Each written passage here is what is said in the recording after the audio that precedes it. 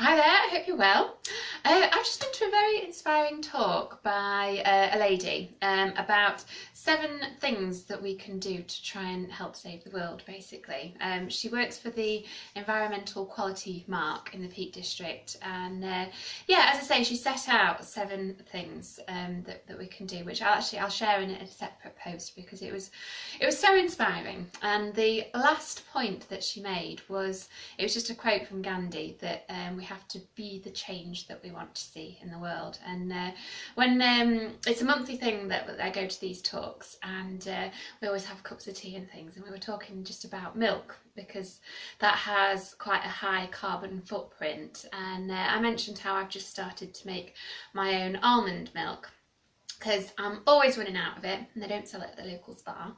And then I just realised how simple it is to make, and actually how good it is for you as well if you make it yourself.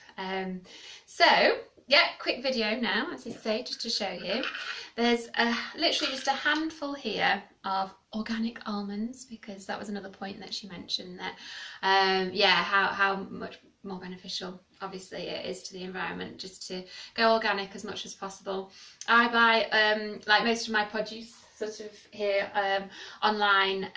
There's a really good supplier where you can get organic stuff delivered to you, and it's quite reasonably priced, so I'll send links. Yeah, so handful of almonds, and then I like to use filtered water as well, and just sort of going to fill that about half full.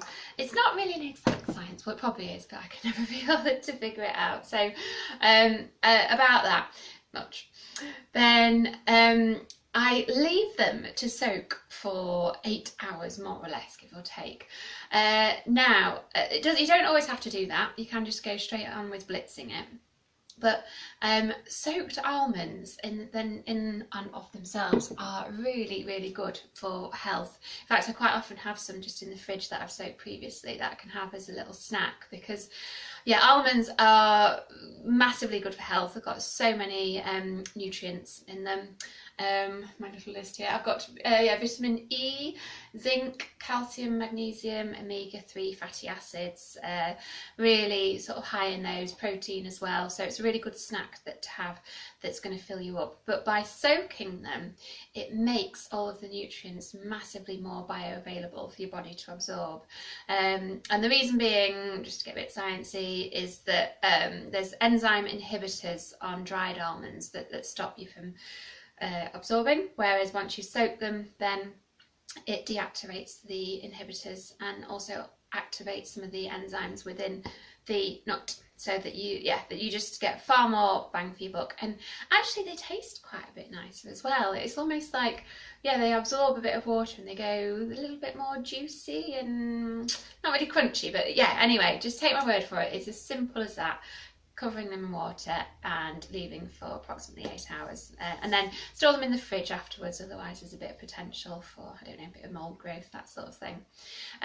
So yeah, just simply for the almond milk as well, I like to put a bit of vanilla extract in. This is just sort of a simple cheap one, but you can get quite nice other more natural ones as well, that are a bit stronger tasting.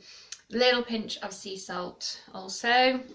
And then you only have to blitz that for a matter of seconds. I'm like even ever more conscious now. I'm not using electricity and things after that talk. I'm going to cut down on my hot showers. Anyway, and what you end up with is, yeah, something that looks just like milk. There is a bit of sediment in the bottom there, as you can see, but I mean you could strain that off, but to be quite honest with you, it's a bit more faff, a bit more washing up, so I just leave it in the jar, and then when it gets to the bottom of the jar, then I'll pour it on porridge, for example, and it's just really nice to have little extra bits of almond in there. Yeah, and then just repeat the process.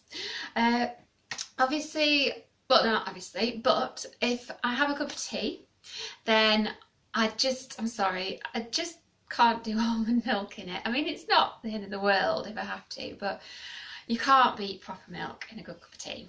And so, just as an aside, this is an extra little thing that I to do, well, me and my mum do now, just again, we're ever more conscious really, like all the things on Facebook these days are just sort of showing how, you know, we are such a consumer society and there's so much waste, and, you know, just doing what you can, being the change that you want to see, all the little things that really add up. So one of the things that we're endeavouring to do now is to get milk in a glass bottle. They do that at our local Spa. So yeah, we're not using plastic milk bottles anymore. I have seen as well locally that there's somewhere where they're dispensing raw milk, and you just take your own bottle and fill it up, and then again that sort of reduce waste. And raw milk, it has a lot of the enzymes again that make all the nutrients in milk a lot more easily absorbable. So yeah, it's all about the enzymes and reducing your carbon footprint. I hope that might have inspired you. As I say, it was an incredibly inspiring talk today, and I'll share all the slides that she gave during it. Okay then, so do what you can, be the change you want to see.